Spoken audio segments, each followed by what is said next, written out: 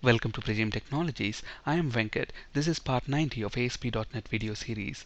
In this session, we'll discuss about when to use Forms Authentication and how to enable Forms Authentication.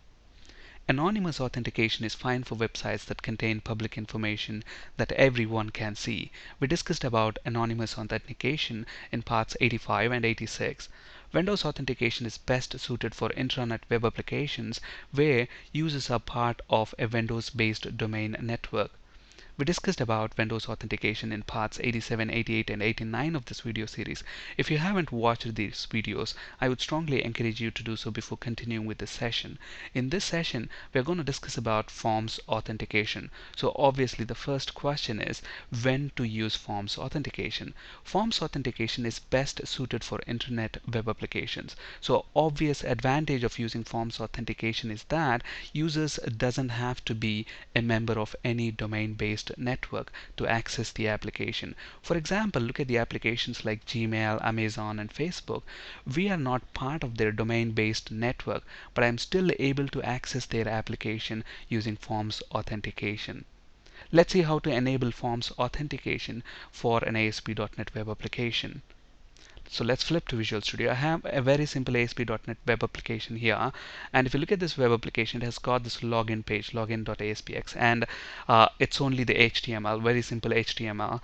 I have some login, that's static text, username, and then a text box to capture username, password to capture the password of the user, and then I have this checkbox, remember me. We will talk about the significance of this checkbox in just a bit, and then I have a button control. So obviously when the user clicks this button, we want to allow him to log in. Okay, and then a label control here to display any error messages. And then here I have some static text and then an anchor tag here. So if the user has a username and password, he can provide them and click the login button to log into the application. If they don't have a username, then they can click this hyperlink and navigate to the registration page. So if I flip to the source here, if you look at the registration page, look at the hyperlink reference here, it's pointing to registration and then register.aspx page. So obviously this register.aspx page is present in a different folder, registration folder, register.aspx. And if you look at the way this register page is not implemented at the moment. At the moment, all it has is an h1 tag saying registration page. We will see how to implement this page in the next video session. Okay, so that's the login page and registration page. Apart from these two pages, I have another page, welcome.aspx. Again, this welcome.aspx page, it just has an h1 tag saying welcome page. Okay, now let's see how to enable Forms authentication for this ASP.NET web application. Now, as the application stands, if I try to access this application, navigate to any page, I'll be able to do that. Currently, I am on login.aspx page, but I can type the URL of the welcome page and navigate to welcome page. Okay, so we are not yet using Forms authentication. So if I am using Forms authentication, unless and until the user provides the username and password and logs in, he should not be allowed to access the other areas of the application. But at the moment, I'm able to do that. Let's see how to enable Forms authentication. To enable Forms authentication within the web.config file, we use the authentication element. So authentication mode is equal to forms. So I am using Forms authentication, obviously. So when you are using Forms authentication, you will have to tell the application which is the page that you are going to use to collect the username and password. So you have to specify the URL of the page that's going to contain the username and password fields. So that can be specified using login URL property. So login URL attribute of the forms element. So which is the login page? For us, the login page is going to be login.aspx. So I'm going to use that. Okay. And then here, okay, so at the moment we have specified we want to use Forms authentication. This is the page where we want to capture the username and password, and then we can actually store the usernames and passwords within web.config file itself. And to do that, I can use credentials element, and here you can specify how you are storing the passwords for the users. So password format, at the moment I'm going to use clear, but you can also use encrypted passwords like using the algorithms MD5 or SHA1, but at the moment I'm going to use clear. And then I can specify the username. So username is equal to, let's say for example, Venkat, and then maybe the password is equal to Venkat. Now, you might be thinking, okay, in reality, do we actually store usernames and passwords in web.config file? That's not true. We don't really save these usernames and password in web.config file. Instead, these are actually stored in a database table, and then we will actually authenticate against those values. But then we will quickly see how to store these usernames and password in web.config file and then authenticate against them. So one user is Venkat and the other user is going to be Prajim. So username and password are same here. Okay, so we enabled forms authentication. Okay, let me go ahead and run the application as it stands right now. So I'm able to access the login page, but then let me try to type in welcome.aspx and see if I will be able to navigate to that page. Look at that, I am still able to navigate to that page. Okay, that's because we have only enabled forms authentication here, but then we haven't told the application not to disallow anonymous authentication. Again, we can do that either in IIS or in web.config file. So how do we do that in web.config file? By using deny element within the authorization element. So I use the authorization element and I'm going to say deny users is equal to question mark, meaning anonymous users. So we are denying access to anonymous users. Okay, so alright, now let's go ahead and run this application and try to navigate to the welcome page. Look at that, look at the URL. It's redirecting me back to the login page, so I'm not able to navigate to welcome page. Why is that? Because I'm not logged in. So once I log in, then I will be able to navigate to that page. So let me try to navigate, log in. So Venkat and a Venkat, and I click the login button. Okay, look at this. I'm not able to log in. Why? Because we only stored the usernames and passwords in web.config file. We haven't really returned the code to navigate the user against those stored credentials. So how do we do that? Get to the login page, double click the button control to generate the event handler, and we have to write the code here. And by the way, all the classes related to forms authentication are present in system.web.security namespace, so we will have to import that. And how are we going to authenticate? Now there's a class called Forms Authentication class. I can make use of that class. So when I click that button, what should we do? We should retrieve the username and password from these text boxes and compare them against the usernames and passwords that I have in web.config file, and if they match, log in the user and redirect him to welcome.aspx page. So that's exactly what we are going to do right now. So Forms Authentication class has got a method called authenticate. And if you look at this method is expecting a username and password to be passed in. Once we pass in a username and password, this method will take those values, compare them with the values that we have in web.config file, and if they match, look at the return type of this method. It's a Boolean return type, so it's going to return true. So if the username and passwords match, it returns true, otherwise it returns false.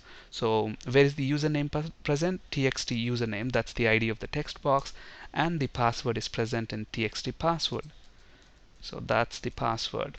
Okay, so basically what we are doing here, if forms authentication.authenticate. So if that method returns true, we know that the user has supplied the correct username and password that match up with what we have in web.config file.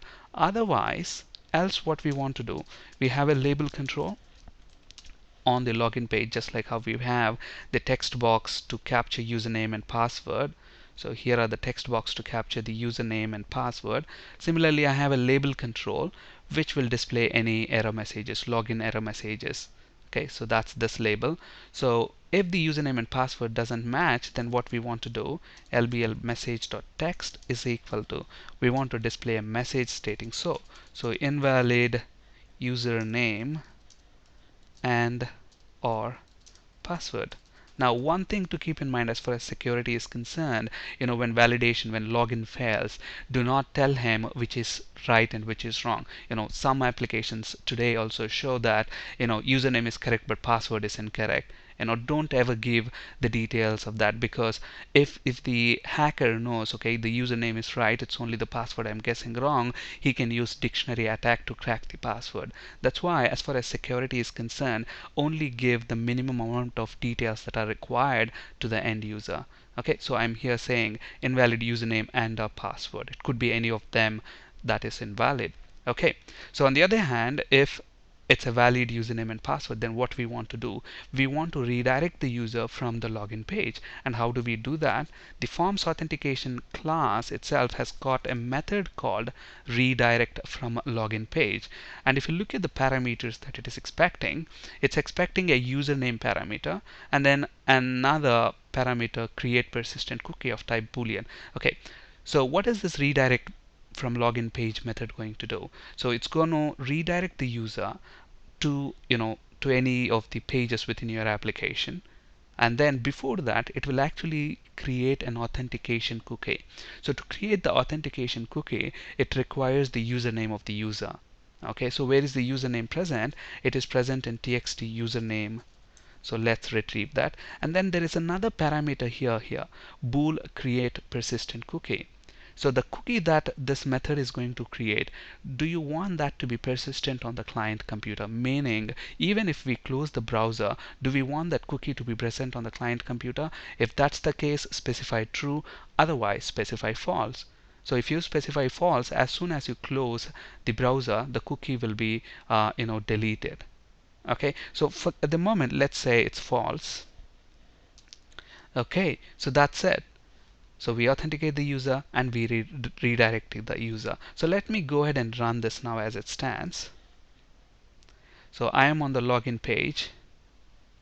So let me type in a username and password. I'm intentionally typing a wrong password. Look at that. I get that message, invalid username and password. On the other hand, let me go ahead and type the correct password and click login. Look at that. It still says invalid password. Let me see what's the password. It's capital V. Okay, let me type that. Click login. Okay, now I'm logged in, but then look at this. The resource cannot be found. I got an HTTP 404. Page cannot be found. Now, why is this? Because when you click this login button, after the user is authenticated, it redirects from login page. Now look at this here. You're not specifying where do you want to redirect the user. So the application is going to assume there's going to be a page with name default.aspx. Look at that, it's trying to navigate the user to default.aspx. But in our application, do we really have default.aspx? No. That's why it says the resource cannot be found. And obviously, to correct this, there are two ways. One is add a page with default.aspx. Let's say in my application I don't need to have a page with default.aspx. Then how do I solve this problem? To solve this problem, in web.config file, the login URL, I mean the forms element, has got another attribute called default URL. So this is the name or URL of the page where you want to redirect the user upon successful login. So I want to redirect the user to welcome.aspx page. So let me copy the name of that and then specify that here. Okay, so now let's go ahead and run this once again. So on the login page, press Ctrl F5. Once we are on the login page, let's go ahead and enter the username and the password and click login. Look at that. Now it redirects me to the welcome page because the application knows the default URL upon successful login is welcome.aspx page. Okay, now there are other attributes that we need to understand. Okay, there is another thing that we need to understand here. Now let me close this browser. Let me copy this URL, okay, and close this browser. Let me open another instance of the browser and then paste the URL there and click enter. Look at that, it's redirecting me because I'm not logged in. Okay, so as soon as I close the window, what's going to happen to the authentication cookie that is written to the client computer? It's immediately destroyed. So when I make a request to welcome.aspx page, the web server identifies that there's no authentication cookie present, so it is redirecting me to the login page. Now let's say, for example, if you take Gmail or any other website, if you click, remember me, and then close the browser, later you come in, open gmail.com, you're automatically logged in, because the cookie is a persistent cookie, meaning it's saved permanently onto your computer. So is it possible to do that in ASP.NET? Absolutely. And we have seen, the method in the login, redirect from login. At the moment, if you look at the second parameter, bool create persistent cookie, that's false. If we hard code that to true, then every time it's going to create a persistent cookie. Instead of that, what I'm going to do right now is use the value of this checkbox. So remember me checkbox. So the ID of that is checkbox remember me dot checked. So this property, the checked property, is again true or false. If the user has checked that checkbox, it will return true, otherwise false. So if it is checked, then we want to create a persistent cookie. Otherwise, a cookie that expires immediately. Alright, so let's go ahead and run this right now.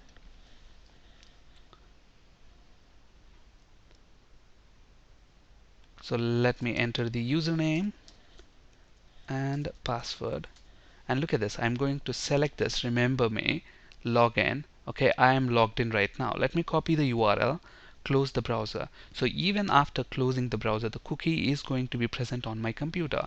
So if I come maybe later, open the browser window, type in the URL there, and press enter, look at this, I am able to navigate to that page directly. Okay, why? Because the authentication cookie is present on my computer, because I have told to create a persistent cookie. Okay, now when will this cookie be deleted? There are two ways. One is the user can delete the cookie. So I can go to history in Google Chrome and then clear all browsing data, and here you can see that delete cookies is selected. So when you say clear browsing data, it's going to delete the cookies on my computer. So obviously now the cookie is deleted. So if I close this browser window, open another browser window, and try to navigate to the welcome page, now since the cookie is deleted, I'll be redirected to the login page.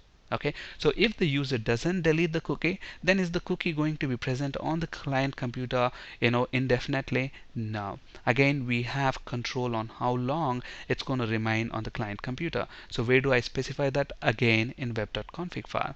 So within web.config file, for the forms element, there is another attribute called timeout. The default is 30 minutes, but you can specify it for how many ever minutes you want. So once you make this a persistent cookie to the client computer, then you can specify the time limit. At what point in time is it going to expire, and that's going to be in minutes. Okay, so another important attribute this forms element has got is protection. And if you look at this, it has got all, encryption, none, validation. The default value is all, meaning basically this protection attribute specifies the protection that is provided for the authentication cookie that is returned to the client computer. The default is all, meaning it performs both encryption and data validation. Obviously the other choices, as you can see here, you can either select only encryption or validation or none, in which case it will store it in a plain text format, which is not recommended. Okay, so the default is all. If you don't specify it, it's going to encrypt and perform data validation as well. Okay, but at the moment there are two problems with this application. What are those two problems? Now, it's not a good practice to store usernames and passwords in web.config file. Why? Because if we want to create the usernames and passwords dynamically, we need to change the web.config file. Now, changing web.config file on an application that is deployed at runtime is not suggested, because all the session variables will be lost if those session variables are stored inside the worker process. Why? Because when web.config file is changed at runtime, the web application restarts, so the worker process is recycled. Because of which, if the session state provider is in process, all the session data is lost. That's why if you really want to have the capability of creating users at runtime, then it is best to store those usernames and passwords in a database table. Okay, and at the moment there is another problem. If you look at this one, if I am not logged in, look at that. Let me run this application now. So at the moment I am not logged in, and let me click this button, click here to register. So when I try to go to the registration page. Look at that. I'm not able to navigate even to the registration page. But in reality, if you are not registered, I mean, obviously you will not have a username and password to log in. So users will click on this register page and they should be able to navigate to that page, provide the registration information, and then able to register. But here I'm not even able to navigate to that page. In the next video session, we will discuss about how to solve this problem, how to navigate to the registration page in spite of being not logged in, and then how to actually create the users you know in a database table. And in the next video session after that, we will see how to actually use those stored credentials to validate and log in the user instead of storing the usernames and passwords in web.config file. On this slide, you can find resources for ASP.NET C# and SQL Server interview questions. That's it for today. Thank you for listening. Have a great day.